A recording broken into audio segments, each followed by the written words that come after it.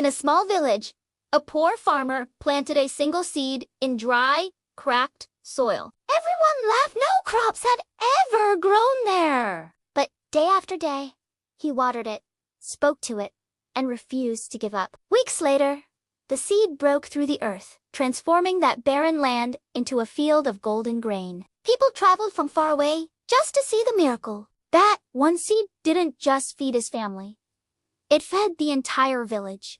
Once upon a time, in a small village nestled between rolling hills and a sparkling lake, there lived a poor farmer named Joseph. Joseph was a man of few words, but his quiet demeanor was often misinterpreted as foolishness by the villagers. They mocked him for his old-fashioned ways, especially when it came to farming. One sweltering summer's day, Joseph decided to plant a tiny seed in his field. He tilled the dry, cracked soil with his old wooden plow, then made a small hole and dropped the seed inside. He covered it with the parched earth and potted it down, all the while muttering words of encouragement to the tiny seed. His neighbors, who were experts in planting and harvesting crops, couldn't help but laugh at him. "Joseph," they said, "what's the use of planting just one measly seed? It's too small to do any good. And besides, this land has been dry and barren for so long that nothing will grow here." You are wasting your time and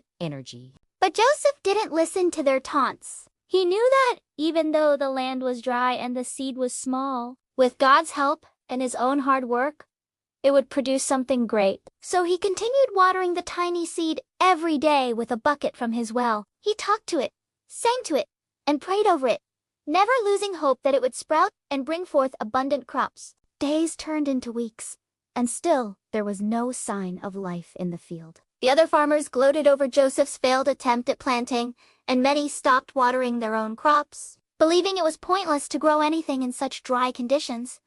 But Joseph persisted. He continued to water, encourage, and care for the tiny seed, refusing to let it fail. One morning, however, as Joseph approached his field, he noticed something amazing. A small green shoot had emerged from the ground. At first, it was just a tiny sprout, but as the days passed, it grew taller and stronger. Soon, the entire field was transformed into a sea of green, swaying gently in the breeze.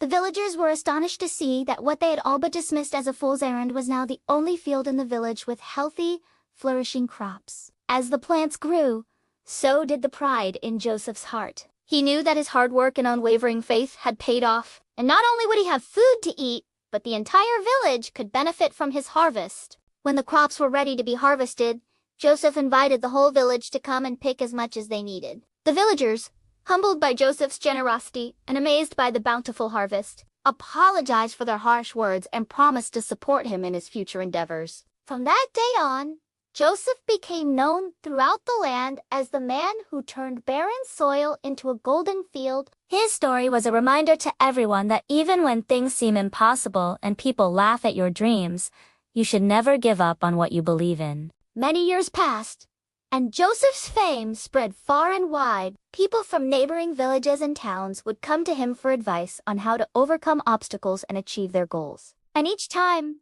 Joseph would share the same message: never lose hope. With faith and persistence, you can accomplish anything. One day, a young woman named Sarah from a distant village came to Joseph seeking his help. She told him about how her family's farm had been struck by a terrible drought, and no matter what they did, their crops just wouldn't grow. She asked Joseph if he could come to their village and help them break the curse of the drought. At first, Joseph hesitated. He knew that he might not be able to help them, but looking into Sarah's pleading eyes, he couldn't say no. So he packed his things and set off on a long journey to Sarah's village. When he arrived, he saw that the fields were indeed dry and cracked, and the people were desperate for help. But instead of immediately trying to fix their problems, Joseph spent time getting to know the villagers and listening to their stories. He learned that they had been relying on the same farming methods for generations, and hadn't changed even as the weather patterns and soil quality shifted over time. They also told him about a beautiful lake nearby that they had ignored, believing it wasn't important. After listening to the villagers, Joseph had an idea. He took them all down to the lake and showed them how they could use the water to water their crops. He also taught them new farming techniques that would help them make the most of their limited resources. The villagers were skeptical at first, but they were willing to try anything to save their farms. So they followed Joseph's advice and began watering their crops from the lake and using new planting methods. It wasn't easy, and there were many challenges along the way. But with Joseph's guidance and support, the villagers didn't give up, and eventually their crops began to grow. As the plants flourished, so did the spirits of the villagers. They were overjoyed to finally see life returning to their fields after so much struggle, and they thanked Joseph profusely for saving their way of life. Joseph, however, simply smiled and said, "You didn't need me to save you. You already had everything you needed to succeed. All you had to do was believe in yourselves and your abilities." From that day on, the villagers became known throughout the land for their bountiful harvests and sustainable farming practices. They never forgot the lessons they learned from Joseph, and they continued to pass down his wisdom to future generations. And so, the tale of Joseph, the poor farmer who planted a single seed and brought forth a bountiful harvest, became a legend that inspired people around the world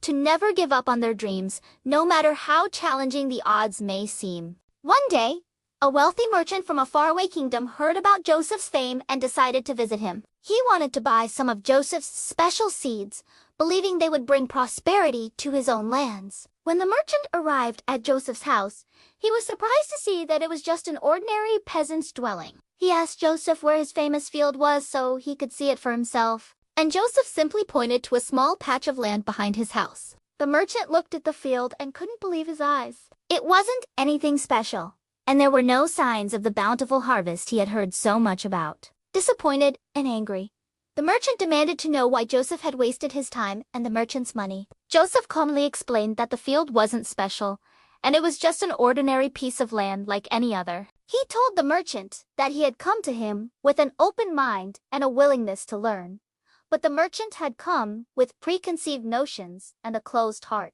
Joseph explained that if the merchant truly wanted to learn from him, he needed to let go of his arrogance and be open to new ideas. The merchant was ashamed of his behavior, and he apologized to Joseph for disrespecting him. He asked for another chance to learn from Joseph, and Joseph agreed. The two men walked out into the field together, and Joseph pointed to a small sprout growing out of the ground. He told the merchant that this small plant was the most valuable thing in his field because it represented hope, growth, and the potential for abundance. The merchant looked at the small plant and realized that he had been so focused on the end result, the bountiful harvest, that he had forgotten to appreciate the journey and the lessons along the way. From that day on, the merchant became Joseph's student and learned not only about farming, but also about life. He understood that true success wasn't just about material wealth, but also about personal growth and humility. And so the story of Joseph,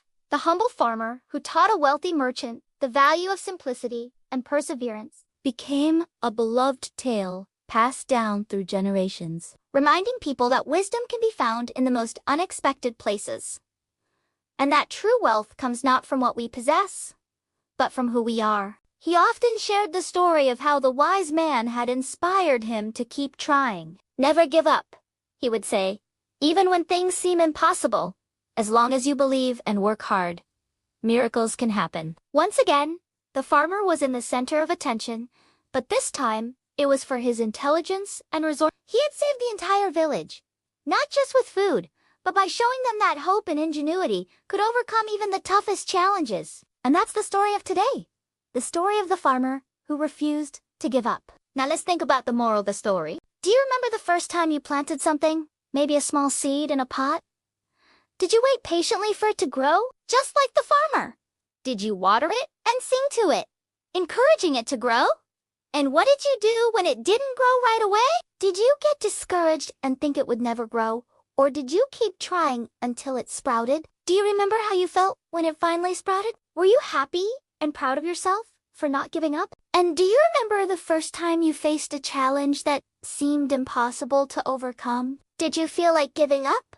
Or did you keep trying until you found a solution? What did you learn from that experience? Remember the story of the farmer who planted a single seed in the cracked land? What did you learn from his story? How did his actions and attitude help him to achieve the impossible? And lastly, what are you planting in your life right now. Is it a small seed of hope in a difficult situation? A dream that seems too big to achieve? Or a goal that seems impossible to reach? Share with us in the comments below.